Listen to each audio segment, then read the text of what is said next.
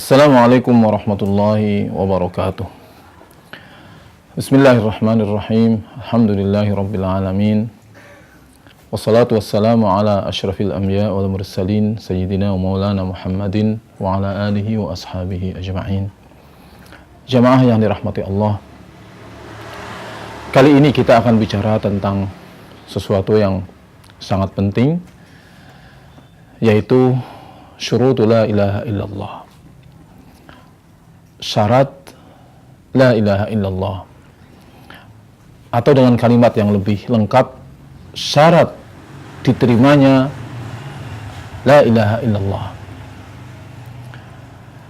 Jamaah yang dirahmati Allah, orang sering berpikir bahwa ketika dia sudah mengucapkan la ilaha illallah, ketika sudah menyatakan persaksiannya, persaksian iman, persaksian tauhid, dia merasa bahwa semua telah selesai. Semua jaminan itu akan diberikan kepada dia, bahwa dia akan diridhoi oleh Allah, bahwa semua amalnya akan diterima oleh Allah, dan terakhir tentu dia akan pasti masuk surga dengan mengucapkan kalimat la ilaha illallah. Padahal seperti yang sudah saya sampaikan dalam pertemuan yang lain, dia adalah kunci. Kunci itu sangat vital, karena hanya dengan kunci itu kita bisa masuk ke dalam rumah. Tetapi dia bukan segala-galanya. Hanya dengan kunci saja dia bisa masuk rumah. Tetapi untuk menjadi penghuni rumah yang baik, untuk menjadi seseorang yang selayaknya diakui sebagai bagian dari rumah itu, maka dia harus memenuhi aturan-aturan yang ditetapkan oleh penghuni rumah. Kita masuk Islam dengan la ilaha illallah, tetapi setelah kita masuk ke dalam Islam itu, kita harus memperhatikan apa yang harus kita lakukan agar kita tetap bertahan menjadi seorang mukmin, agar keimanan kita tetap diakui oleh Allah Subhanahu wa taala, dan tentu saja agar keimanan kita bisa membawa kita kepada ridha Allah Subhanahu wa taala. Dengan kata lain, sebenarnya bahwa ada orang yang ketika sudah membaca la ilaha illallah, kemudian dia murtad kembali, seperti keluar kembali dari ajaran Islam, dari rumah yang dia huni dengan ketika dia masuk dengan kunci itu. Karena apa? Karena dia tidak mau memenuhi syarat-syaratnya, tidak mau memenuhi konsekuensi-konsekuensinya. Karena itulah setiap muslim wajib faham, wajib tahu apa sih syarat diterimanya la ilaha illallah, agar syahadat itu diterima dan kemudian benar-benar menjadi alat agar semua ibadah, semua amalan-amalan kita diterima oleh Allah Subhanahu wa taala. Nah, syarat yang pertama dari la ilaha illallah itu adalah al-ilm. Kita harus memahami kalimat la ilaha illallah dengan sebaik-baiknya. Barangkali tidak ada di dunia ini sebuah agama yang begitu mengagungkan ilmu kecuali Islam. Saya sudah sampaikan dalam forum yang lain bahwa bagaimana Islam menghargai ilmu itu dengan ketika dia menurunkan, atau Allah Subhanahu wa taala menurunkan wahyunya yang pertama kali, ayat yang pertama kali adalah perintah membaca. Iqra bismi rabbikal ladzi khalaq. Isyarat yang luar biasa. Di dalam Al-Quran banyak kalimat-kalimat yang mengisyaratkan pentingnya kita mencari ilmu. Afala ta'qilun? Tidaklah kamu berfikir? Afala tatafakkarun? Tidakkah kalian berfikir, dan lain-lain. Di dalam ayat misalnya surat Muhammad 19, Allah Subhanahu wa taala berfirman, "Fa'lam annahu la ilaha illallah wastaghfir dzambik." Wastaghfir li dzambik. Fa'lam, ketahuilah, berilmulah kamu, fahamlah kamu bahwa sesungguhnya tidak ada Tuhan kecuali Allah, dan mohon ampunlah kepadanya. Jamaah yang dirahmati Allah, bahkan sekarang ini, ketika 15 abad yang lampau, Allah Subhanahu wa taala menurunkan Quran pertama kali dengan kata Iqra. Sekarang kita menyaksikan betapa ilmu pengetahuan menjadi panglima kehidupan yang luar biasa dahsyat. Orang semua ingin pintar. Orang berjuang, membayar mahal untuk menjadi pintar. Karena hanya ilmu, hanya dengan ilmu itu kita bisa meraih banyak hal.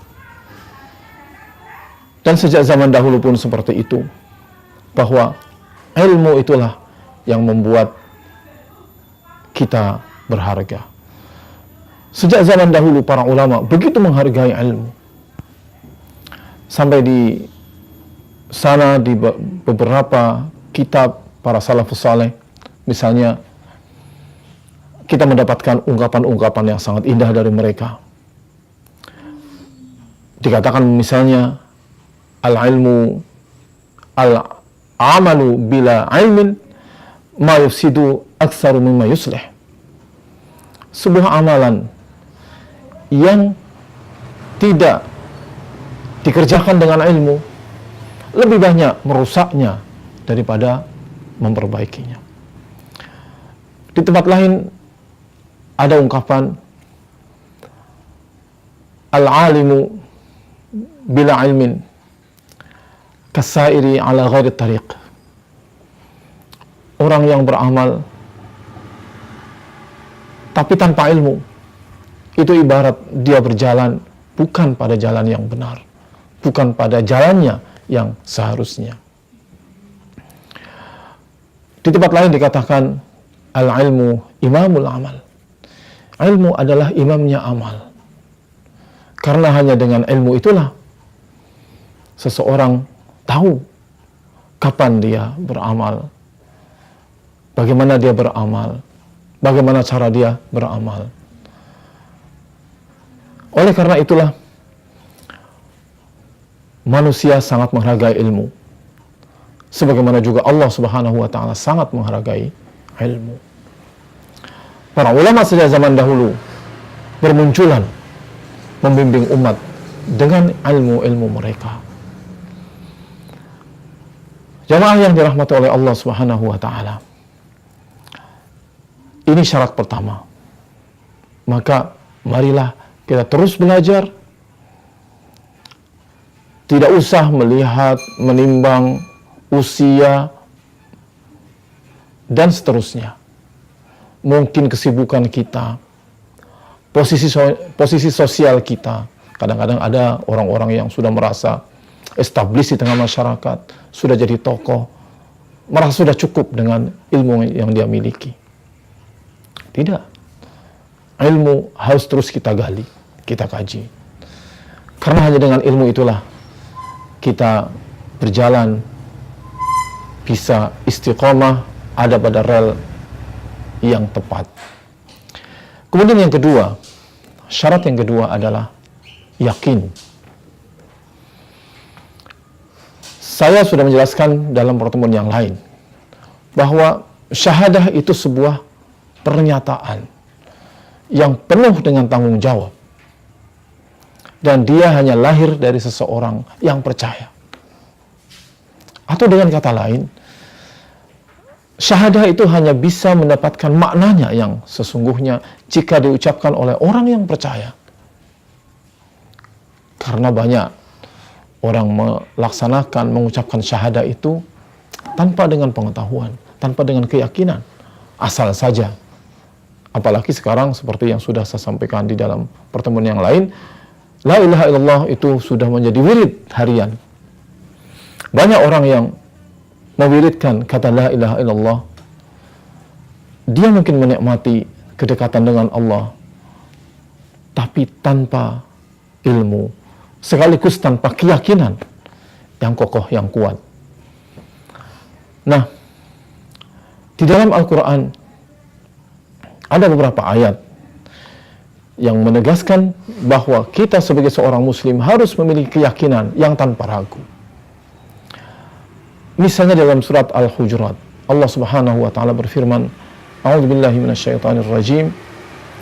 Innamal mu'minuna alladzina amanu billahi wa rasulihi tsumma lam yartabu wa jahadu bi amwalihim wa anfusihim fi sabilillah. Sesungguhnya orang-orang mukmin itu hanyalah mereka orang-orang yang beriman kepada Allah dan kepada Rasulullah, kemudian tidak ragu. Kemudian tidak ragu. Ada catatan yang sangat serius di sini. Tidak ragu.